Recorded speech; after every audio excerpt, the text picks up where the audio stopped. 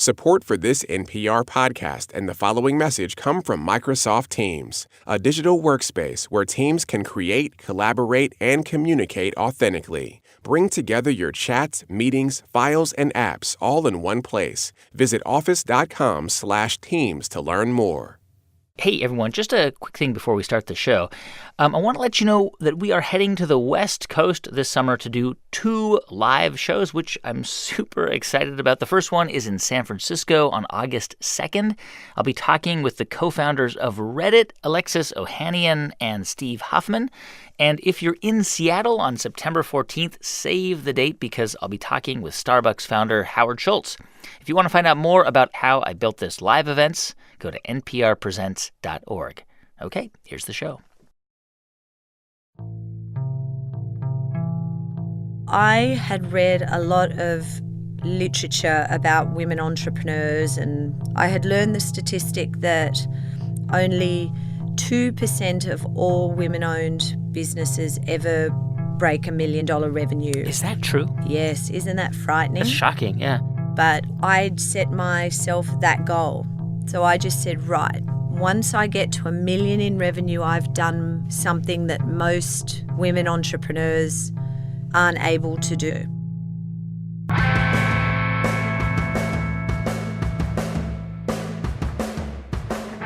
From NPR, it's How I Built This, a show about innovators, entrepreneurs, idealists, and the stories behind the movements they built. I'm Guy Raz, and on today's show, how one Australian mother searched for the right blankie for her newborn, and when she couldn't find it, she built a baby blanket company, now making $100 million a year. So back in 2013, you might remember the birth of a brand new royal baby, the heir to the British throne. Say that the Duchess of Cambridge has been delivered of a son. 8 pounds, 6 ounces to the Duke and Duchess. We're hearing as we're looking at these pictures from Buckingham Palace. The day after he was born, Mom and Dad stood outside St. Mary's Hospital in Paddington and introduced Prince George to the world. He's got a good pair of lungs on him, that's for sure.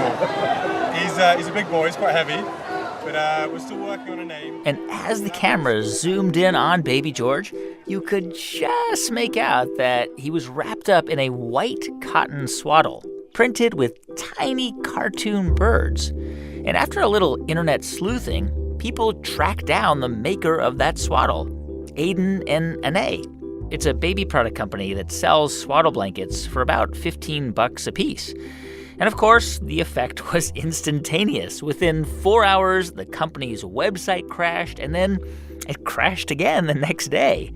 And for Aden and Anais' co-founder, Raegan Moya-Jones, it was a pretty big shock because the company was barely 7 years old. And over that 7-year period, Aden and Anais had been through a lot of ups and downs, starting with the recession in 2008.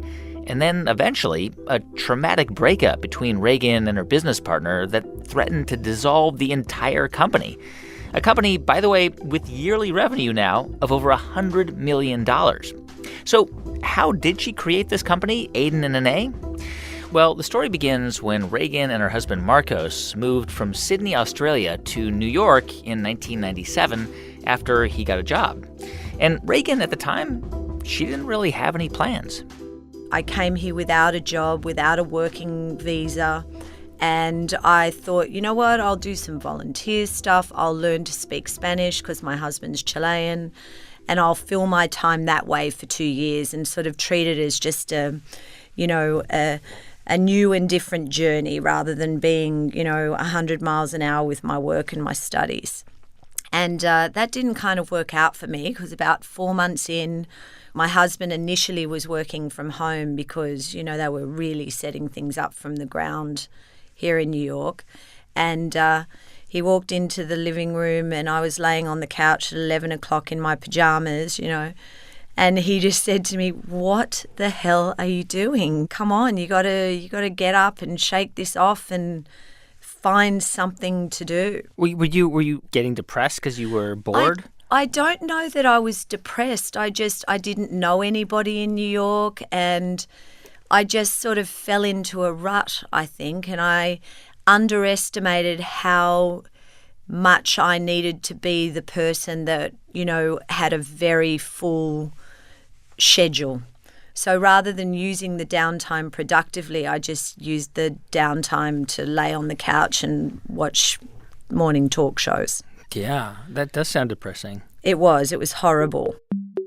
Eventually, Raegan's visa did come through so she could start working. And within about a year, she landed a job as a sales rep for The Economist magazine. And this sounds obnoxious, but I was really good at it. The wonderful thing with sales is you live and die by the number that you're told to hit.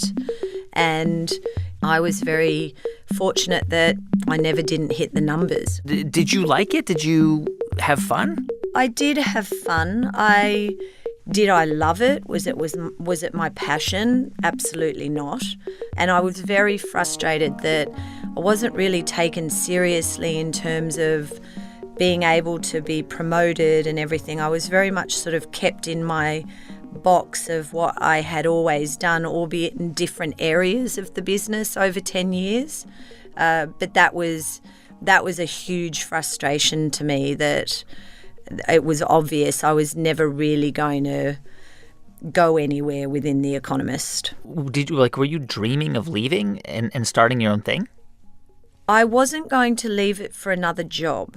I think I have always been an entrepreneur. I never defined myself as that, but there was always a desire for me to do something on my own.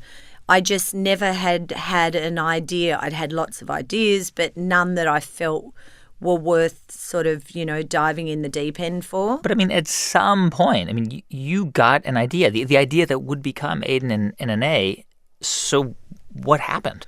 Well, I had my first of my 4 daughters. That's what happened. I was pregnant with Anais, and I was, getting ready, as we all do when we're having our first baby, with all the paraphernalia that you think you need. And I went out looking for these muslin blankets that were extremely common back home in Australia, so common that you could buy them in, supermarkets.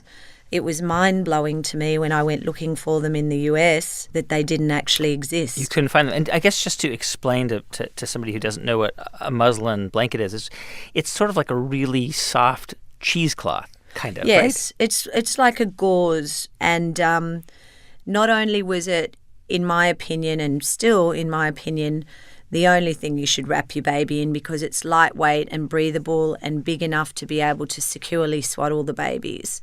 It was the fact that this one blanket did multiple things. So you could use it as a burp cloth, you could use it as a portable crib sheet, you could use it as a nursing cover, you could use it as a stroller cover, you could, you just use it to mop up the messes that are, inevitable when you have newborn babies, that sort of thing. So, and the thing with muslin is the more you wash it, the softer it gets. So in Australia, this is just normal. Like all babies were wrapped in these cotton muslin wraps. Yes. So that was, and I just thought every Australian can't have this wrong. And if I introduced this product to American parents, I was just absolutely 100% certain that they would respond to it the same way as us Aussies had. So you presumably took leave after Anais was born and then went back to The Economist? Yes, I had 3 months off. And did you go back to The Economist with this idea churning in your head yet? Yes. And how do you then start to make this a reality? What's the first thing you do? Well, I had no supply chain or operational, experience or knowledge. I'm a salesperson, so I had to find out how I would even go about making this stuff. And that took a long time. So you had the idea in 2003 when Anais was born, and it took till 2006 to actually work out how to make it and get it to market. So did you start this process all by yourself? No, I had a partner. The one person that my husband knew from Australia, his best friend's ex-girlfriend, Claudia, who ended up marrying an American guy. And that was the first person I met here. And Claudia is Aden's mum. She was the other co-founder of Aden and Anais.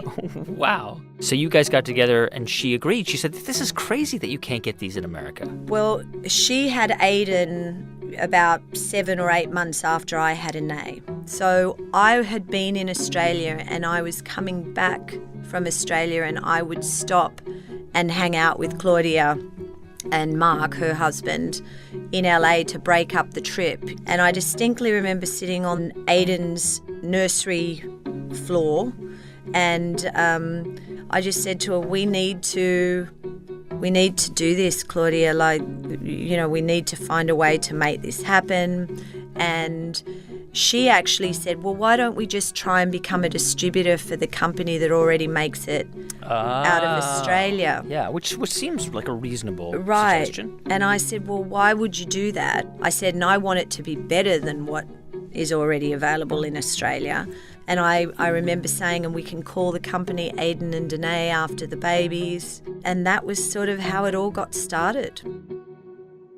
All right, just like a logistical question, because you kind of had a growing sense of how to maybe start a business. But what about the design side of it? I mean, were you going to design the blankets? Were you going to design the patterns and the shapes on them? That's a great question, because I am not the most artistic person. Actually, my artistic skills don't go beyond stick people. Yeah. You know, I really can't draw to save my life.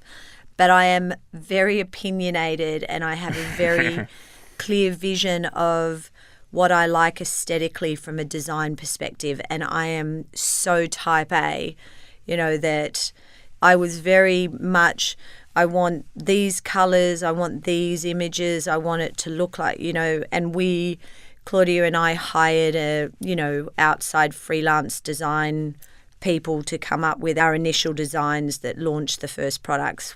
So where did you find the manufacturing facility? How did you find somebody who could make these muslin cotton blankets? This is actually an interesting story, Guy, because I was standing at the reception desk at The Economist, and the mail arrived, and on the top of the mail was a Women's Wear Daily magazine.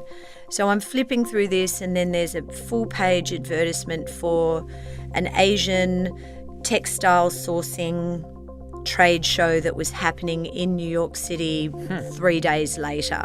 So obviously I went to that trade show, and I walked the entire trade show of probably 40 vendors, and then I got to literally the last vendor before I was about to walk out the door.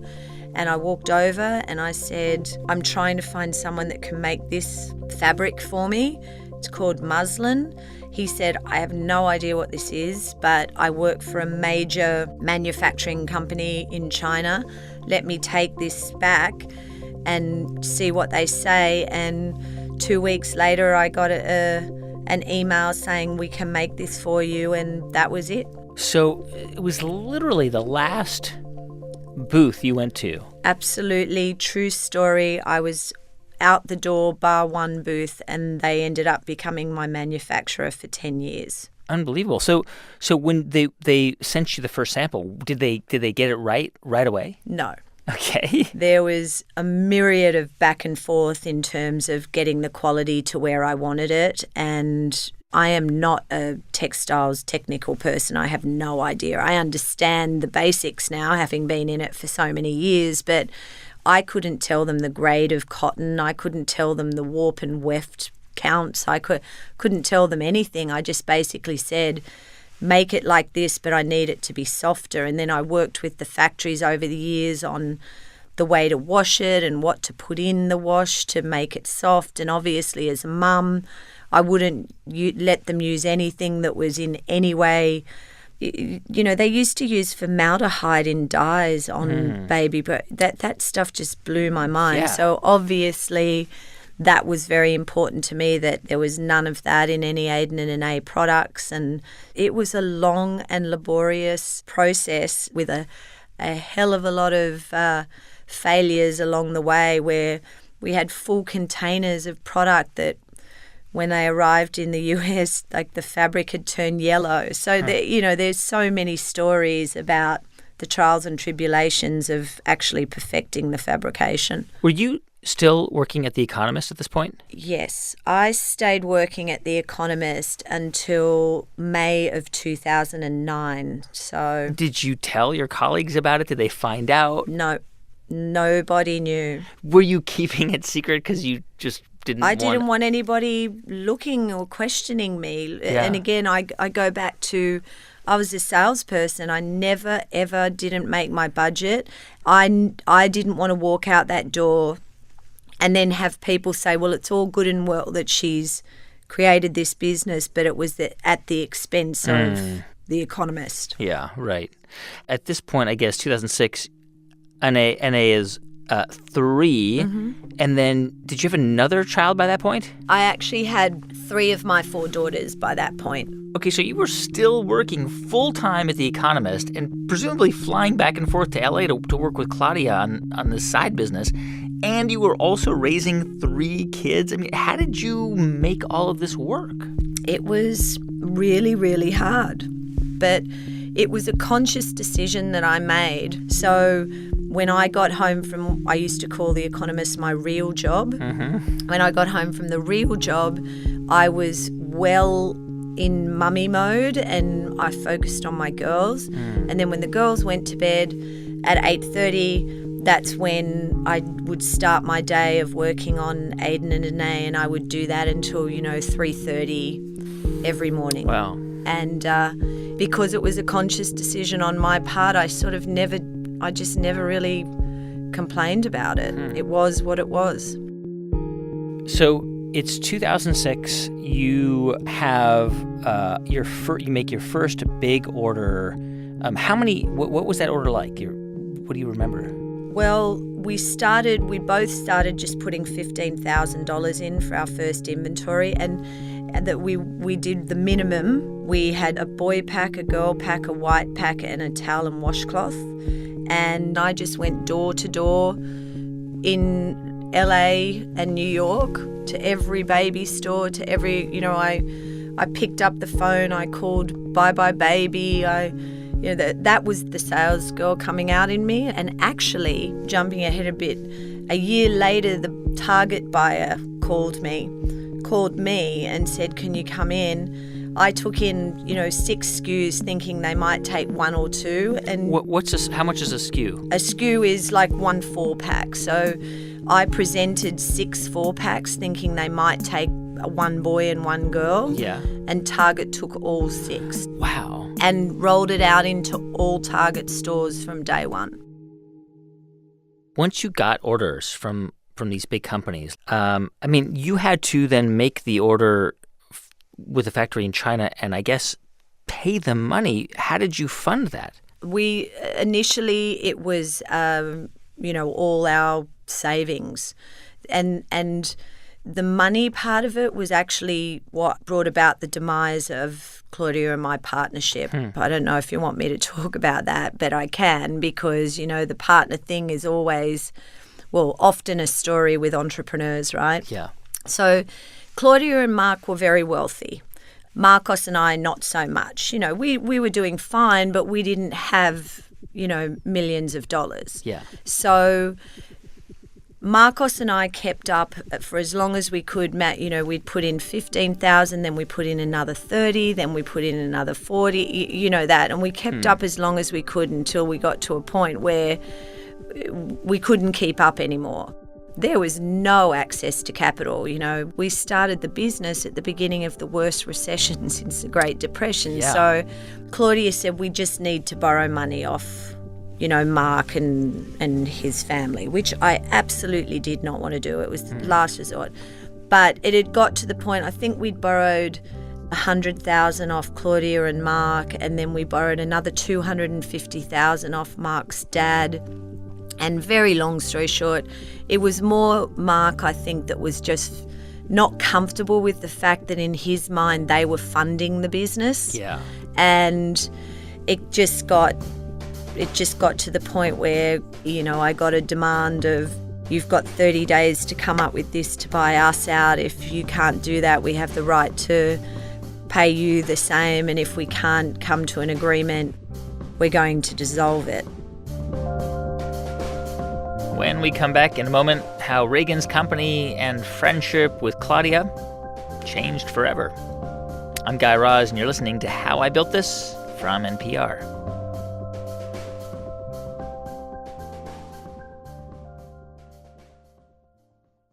Support for NPR and the following message come from City National Bank, working to help businesses, entrepreneurs, and their families on the way up for over 60 years. Visit cnb.com to learn more. City National, the official bank of the 2018 Tony Awards.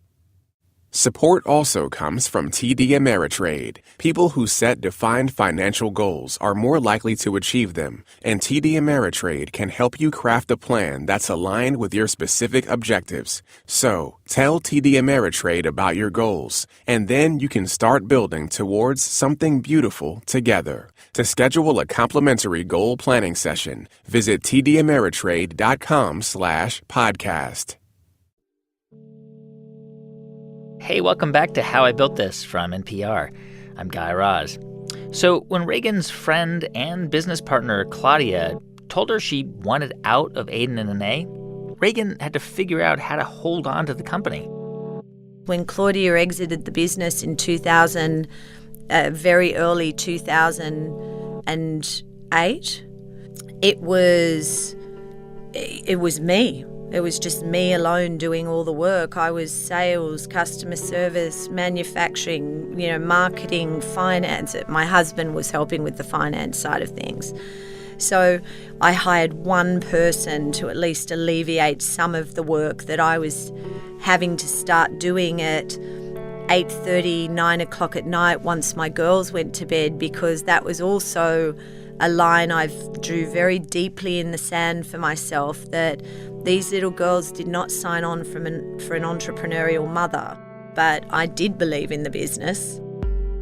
And I went out to a few of my other friends who were watching what I was doing to raise the few $100,000 that Claudia, wanted for, the work that she'd put into the business so far. To buy her out. So 3 other people came into the business and bought 49% of the business for like $500,000. Wow. This is a really important story because we don't get to hear these stories too often about the reality of starting a business with a partner, where at the beginning there's this vision of a kind of a utopian business, and there are partnerships that really work. But oftentimes the case is more like this, where money gets involved and tension builds and people get nervous about the investment. And you can kind of understand where Claudia and Mark were coming from. Course. I mean, they were getting nervous. They had a lot of money on the line. Mm-hmm. But I have to imagine that it took a toll on your friendship. Oh, well, she never spoke to me again, because I just responded and said, Claude, what are you doing? Breaking my heart here. We can talk through this. I was the legal guardian of their children. That's how close we were. And it was horrible. It is horrible. But, it was, I wanted to talk to her. She just, in her mind, it was over. And look, I get it. She was under the pressure of her family, and it was her marriage and all of those things. So I don't not understand why it happened. Yeah. It was just heartbreaking that it did. Did you think that the business was going to collapse? No. I never thought that. I thought I might collapse. Yeah. And I questioned whether or not I could keep going, because obviously it was an extremely emotional time. But no, I've never ever doubted Aden and Anais. Was there any tension in your marriage? None. Was Marcos fully supportive? He was the one who actually, when I started to get a bit shaky through the whole, drama with Claudia, and I said to him, look, I don't know if I can do this, and he said to me, do you believe in the business? And I said, I absolutely believe in the business. He said, well, then fight for it. Yeah. You know, don't give up, fight for it. Have you ever had any contact with Claudia since the breakup? Absolutely none. Unfortunately, the friendship was very much a casualty of the business. But she must know where the company has gone. Her child's name is on it. I know. People ask me why I didn't change the name, and it's why I still refer to myself as the co-founder, even though Claudia's been gone for forever. I co-founded this business with her, so it didn't feel right to me to just sort of cut her out of the story. So you buy out Claudia's share? Well, I don't. You partners do, and you move on. You continue to grow this business, believing that this is going to work. And At what point were you finally able to leave The Economist? What was the milestone you hit in the company that made you comfortable that you could focus full time on this thing? Well, I had read a lot of literature about women entrepreneurs, and I had learned the statistic that only 2% of all women-owned businesses ever break $1 million revenue. Is that true? Yes. Isn't that frightening? That's shocking, yeah. So I'd set myself that goal. So I just said, right, once I get to $1 million in revenue, I've done something that most women entrepreneurs aren't able to do. So at that point, I allowed myself to quit and focus on Aden and Anais full time. All right, so when you leave The Economist, I'm assuming you told them why. No. You didn't? No, I didn't. I just said I've got another opportunity and here's my 2 weeks' notice. And my then boss, who I wasn't a huge fan of, I was having a discussion, and I distinctly remember it was about a week before I handed in my resignation, so I knew it was coming. And I sat in his office and he said to me, oh, what would you know? You do not have an entrepreneurial bone in your body. And then here's even, this story gets even better. That boss ended up working at Cranes. Yeah. And we have won multiple awards with Cranes as one of the fastest 50 growing entrepreneurial businesses in New York. I mean, do experiences like that with your boss, do they add fuel to your fire? Are they powerful motivators for you? You know what my biggest motivation always was with this guy, and it was never about making a lot of money. Mine was very much proving to myself I could do it, because I had been told by many people over the years that I was only capable of X, when in my heart of hearts, I always thought I was capable of Y, but I was just never afforded the opportunity to prove it. Okay, so by 2009, you leave The Economist, and then I guess you're profitable. But by the way, what is your revenue that year? We closed 2009 at just over $4 million. So as soon as I focused on it, 100%, it changed the game. And then we more than doubled every year for the 5 years after that. I guess it was around 2010 where you took on some outside investment. That's correct. I took on my first private equity firm in 2010. Why did you do that? I mean, up until this point, you are the majority owner, you're doing well, $4 million revenue. What did that enable you guys to do? Well, it enabled me to scale. So it gave me some money to be able to hire some more people, buy more inventory, because we would literally be, the core team. There was about 9 of us.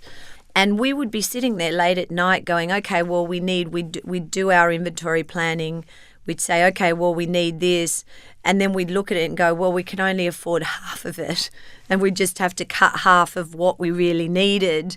We could never keep up with the demand. So when the private equity firm came in, it just allowed us to be able to look, even today I can't keep up with the demand, but it enabled us to get closer to it, at least back then. Yeah.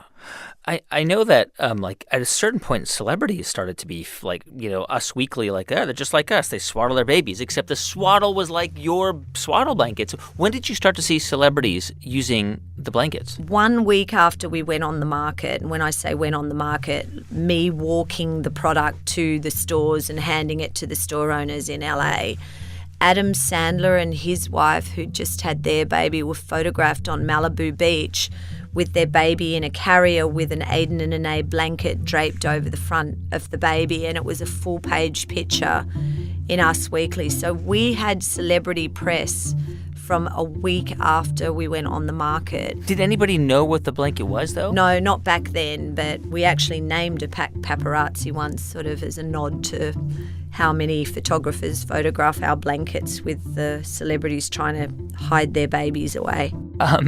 Back in 2013, Prince William and Kate Middleton, I guess we should call them the Duke and Duchess of Cambridge, they had a baby, Prince George.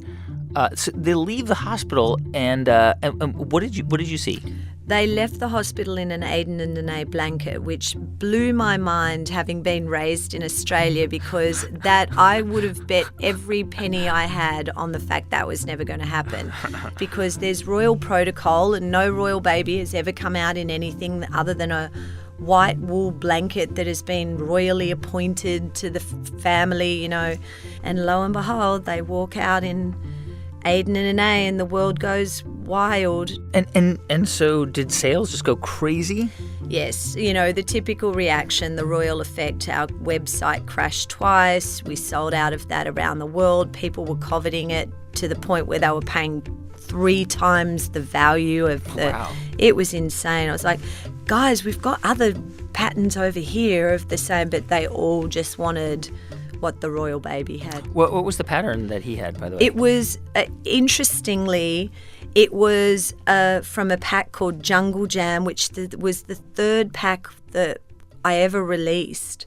So that particular design had been on the market for 8 years when the royal baby came out in it. I mean, just to be clear, these are not like super crazy expensive, right? I mean, how much is a 4-pack?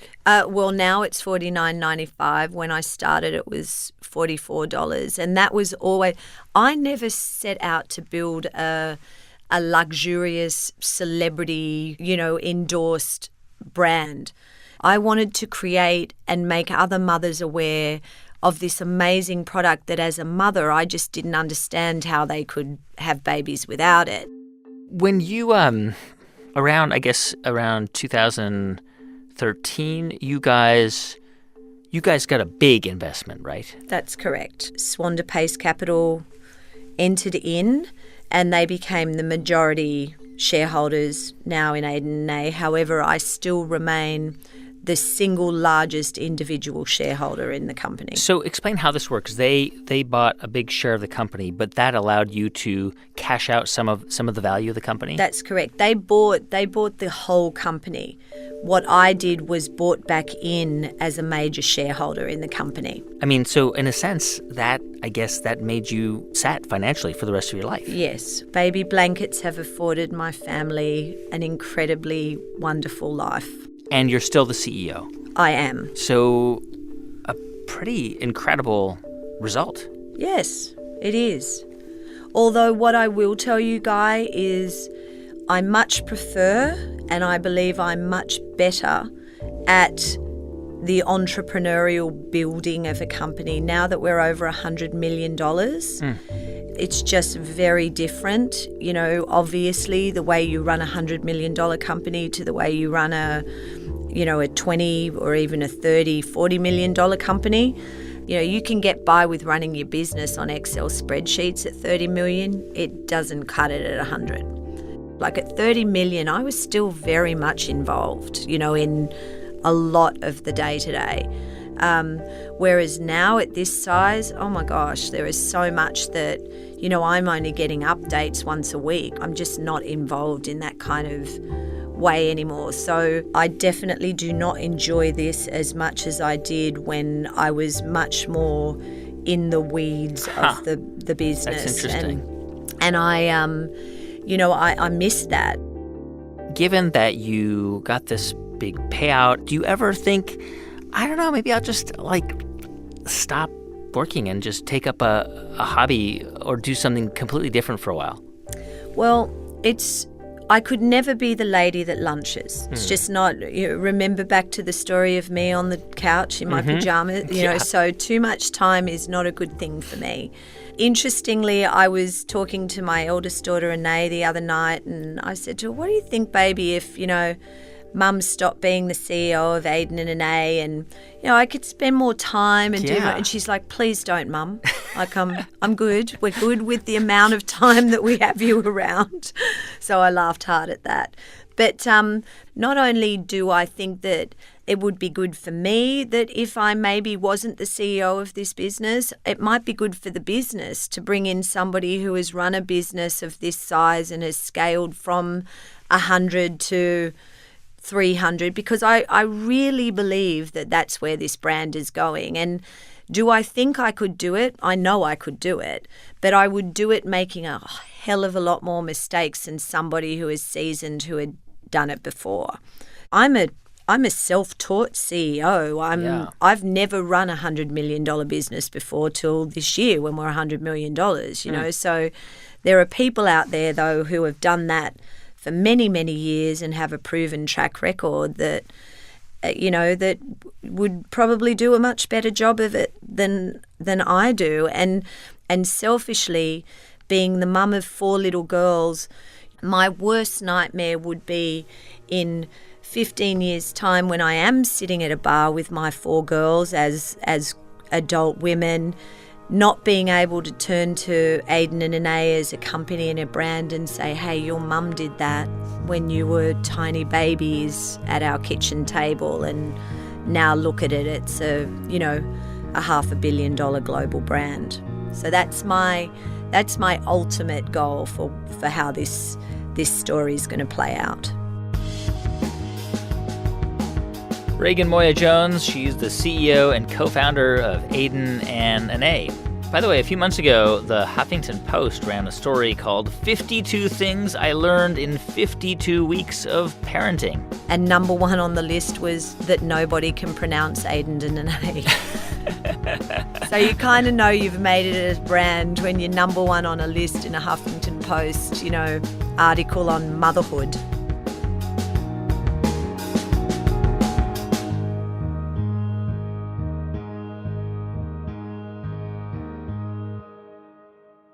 And stick around, because in just a moment, we're going to hear from you about the things you're building. But first, a quick thanks to one of our sponsors, TD Ameritrade. TD Ameritrade is always ready to listen and have a conversation about your goals. For a complimentary goal planning session to discuss your financial future, visit tdameritrade.com/podcast. Hey, thanks for sticking around, because it's time now for How You Built That. And this next story comes to us from Shenzhen, China.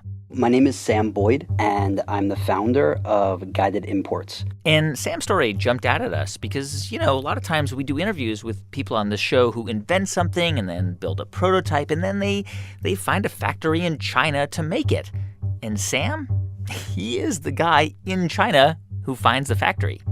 And all this started about 5 years ago when he was in college and studying Chinese in China. And one day at a restaurant, 2 locals walked up to him. We started talking. They see a foreigner in this small city and they want to know what's going on, what is he doing here? And I asked what they do, and it sort of led to them talking about their factory and them asking me, do you know anyone who's interested in purchasing our products? And I said, yeah, sure. I don't really know anyone, but I'm going to find someone for you. Okay, but the product these 2 guys were talking about, pretty specific. They were talking about sterilized packaging, like the kind of thing you might use for medical equipment. And Sam didn't have a clue how to find buyers for something like that. But it didn't really matter, because after that conversation in the restaurant, he saw an opportunity. China is incredible in terms of it being such an entrepreneurial location. And being fortunate enough to have a Western education, having grown up in America, I said, I can be doing this. And by this, he was thinking, I could be the middleman. I could be the person between people in the West who want to sell consumer goods and Chinese factories that want to make them. So to learn more about how all of this worked, Sam got a job at a company in Shenzhen that makes electronic gadgets. And when I saw how things work, and I really just explain it as I opened my eyes and saw, this is how business is done. So that was the experience that I had where I said, why do I have a boss right now? I don't want a boss. I want to be the boss because I can make something big. At the time, Sam was 22 years old. And that day, he quit his job at the gadget company and set out to become an American middleman in China. I was on the other side of the world from friends, from family, from every type of safety net that I've ever had in my life. And the Monday of me going to work, and going to work was leaving my bedroom and going to my kitchen table in my shared apartment in Shenzhen. It was just, oh my goodness, what do I do? So Sam started scrolling through Reddit pages and blogs looking for English-speaking entrepreneurs who wanted their products made in China. And I started just saying, hey, I'm an American. If you're looking for products, let me know, and I can try to help you find them. And in his first year, Sam signed up about 15 clients who wanted to make stuff in China. Like watch boxes and jewelry boxes, wallets, toothbrush replacement heads. Now, at the time, it was just Sam and his assistant, and the two of them would call places all over China to find factories to make the products. And it's funny because I remember my roommate, he wasn't too happy with all of the boxes that were just coming in and filling up the apartment. And, we were stacking boxes of just products that we were getting ready to ship out of products. That was during the first few months. Now, Sam's been in business for 3 years. He has an office with 15 employees in Shenzhen. And the company helps clients find a factory, they do quality control, they handle all the shipping, and they do all this for a flat fee, about $1,000. And last year, Sam says guided imports made almost $500,000. Once I started building this company, I said, I'm going to stay here for 5 years. Well, now I look at it and I already said I'm going to stay here 5 years. I'm overstaying that. So I don't necessarily know what the future is. It could be another 5 years. It could be, 50 more years. That's Sam Boyd. He lives in Shenzhen, China. You can read more about his company, Guided Imports, on our Facebook page. Just search How I Built This on Facebook. And of course, if you want to tell us your story, please go to build.npr.org. We love, love, love hearing your stories. And thanks for listening to the show this week. If you want to find out more or if you want to hear previous ebuiltthis, you can go to howibuiltthis.npr.org. You can write us, hibt@npr.org. And if you want to send us a tweet, it's @HowIBuiltThis. Our show is produced this week by Rachel Faulkner with original music composed by Ramteen Arablouei. Thanks also to Neva Grant, Sanaz Meshkinpour, Claire Breen, and Jeff Rogers. Our intern is Lawrence Wu. I'm Guy Raz, and you've been listening to How I Built This from NPR.